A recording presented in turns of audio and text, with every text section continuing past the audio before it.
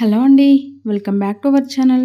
పిల్లల్లో తగ్గని జలుబు, దగ్గుని కూడా చిటికెలో తగ్గించే బెస్ట్ హోమ్ రెమెడీని ఇప్పుడు తెలుసుకుందాం. ఈ రెమెడీతో మీ పిల్లల జలుబు, దగ్గును ఇట్టే మాయం చేసేయండి. ముందుగా స్టవ్ వెలిగించుకోవాలి. సిమ్‌లో పెట్టుకోవాలి. ఒక స్టీల్ ప్లేట్‌ని తీసుకోవాలి. దానిని బోర్లా తిప్పి వీడియోలో చూపిన విధంగా మంటపై పెట్టాలి.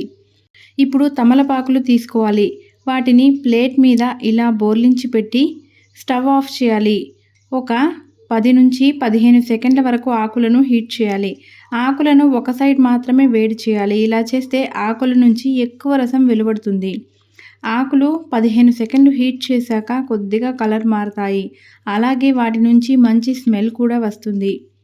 మీరు ఇలా ఎక్కువ ఆకులను ఉపయోగిస్తే మిక్సర్ జార్‌ని యూజ్ చేయవచ్చు. లేదంటే రోట్లో వేసి దంచవచ్చు. ఇప్పుడు ఈ మిశ్రమాన్ని తీసుకుని స్క్వీజ్ చేస్తే రసం వెలువడుతుంది. ఈ రసం జలుబు, దగ్గు రెండింటికి కూడా బాగా పనిచేస్తుంది.